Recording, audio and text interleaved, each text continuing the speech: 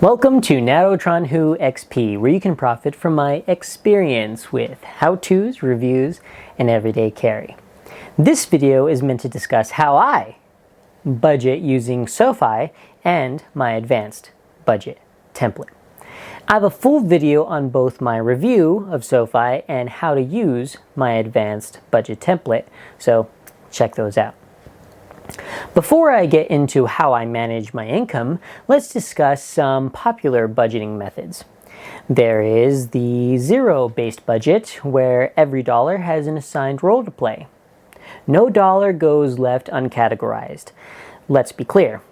This doesn't mean go spend all of your money until you have nothing left. That's not what zero means. The categorization also includes savings, investments, and savings goals meant to be spent like travel, like for a travel fund or so on. There is the envelope system where you have your cash and you physically separate the money into envelopes with labels to your expenses like rent, transportation, groceries, etc. There is also the percentage-based budget. A popular percentage split would be 50% for necessities, 30% for discretionary, and 20% for savings, debt repayments, and investments.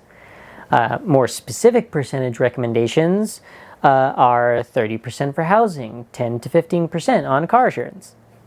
Just kidding.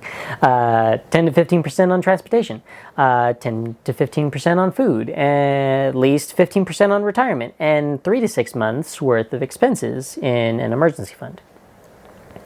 So, what method do I use? All of them. I use all of them. I assign every dollar a category. I use SoFi Savings Vaults to visually divide my money into those categories, and I use percentages to automatically separate my direct deposit into those categories. Thanks to SoFi 2-day early direct deposits, my income comes in on Wednesdays. I get paid weekly, so some expenses require me to plan ahead, so those bigger expenses can be fully funded. I can't just blow 100% of my paycheck on the fun stuff. So the money comes in and it automatically goes into my savings categories. Currently, 41% goes into savings and investments, but I hope to increase this to 50% in the coming new year. 11% goes into housing, 7% goes into transportation, 10% goes into food, 4% currently goes to subscriptions, 7% for house improvements, 5% for travel, 4% on gifts, leaving me with about 11% for fun or other miscellaneous spending. All of this is visually separated and categorized in my savings account with the SoFi Vault feature. With Vaults, I can set the automations with percentages of amounts and set savings goals. For stuff like travel and house improvements, I don't spend this amount every paycheck. I set aside this money to grow so that we can go on big trips and do big and house improvements. My money has their assignments. I visually separate these categories and I do it with responsible planned amounts. If my sinking funds are in my savings account, how can I spend it? If I set aside 10% for food, but it automatically goes into my savings, how can I buy groceries? Great question. I utilize cashback credit cards. But wait, using credit cards make the average user spend 12 to 18% more than using cash or a debit card. And what about all the interest you'll be paying? And I am not the average user, so I don't worry about that because I plan ahead.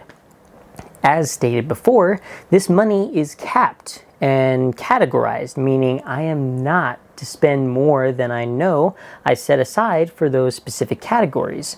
So I have a limit on what I can spend. So I can't spend the 12 to 18% more than using cash. But on these purchases I was already going to make, I am able to regain some of those losses.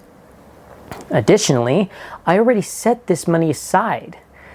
Every purchase I make, I move that money from my vault into the core savings that I have deemed as the spent category. So this money sits in these vaults and in the spent category, earning me 4.5% APY or 0.375% every month. So I get money back from cashback cards and from my savings interest. And at the end of the month, I can use the set aside amount to pay the cards in full, meaning I never pay any interest on those credit cards. I make money while doing my everyday spending, and I build up my credit score with on-time payment history and low credit utilization. I mean, it's a win-win-win situation.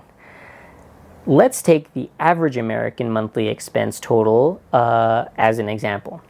If you spend $6,081 each month, but hold that money in a SoFi savings account till the end of the month, the total of interest you will have gained can be as much as $22.80, an extra $274 into your pocket a year.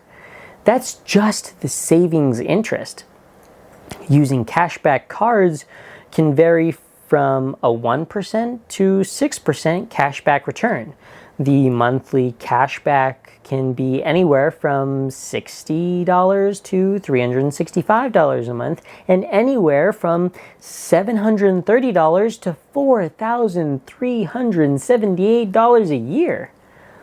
With this method, your total returns from expenses alone can be anywhere from $82 to $387 a month, and $984 to $4,644 a year. If I don't do this method, I personally feel I am losing so much money. 0.375% here and 1 to 6% there may not seem like a lot after a day, but after a year, you can clearly see that this adds up. I am not telling you to do this method. I am just hoping to help you get some ideas with my experience. All of this can get complicated, so to keep organized, plan ahead, visualize my potential gains, make sure payments are made on time, and track spending, I utilize my advanced budget template. This shows me what I can have left over after I set aside savings and investments, see how much I can spend that month and what I actually did spend, and compare and plan cashback utilization. If I don't automatically update this budget with every purchase, I can rely on Relay from SoFi to see transactions and everything I need all in one place, rather than opening each and every one of my 10 credit card apps. If you are interested in SoFi or my advanced budget template, the links are in the description. Keep in mind, if you are coming from an unorganized financial background, your planned budget may not take full effect for as much as 3 months. This is how long it took me personally to reach and execute my full budgeting plan. I really hope this helps and you truly profit from my experience. Till the next time, this is Nathaniel with Natotron Who XP. Thanks for watching.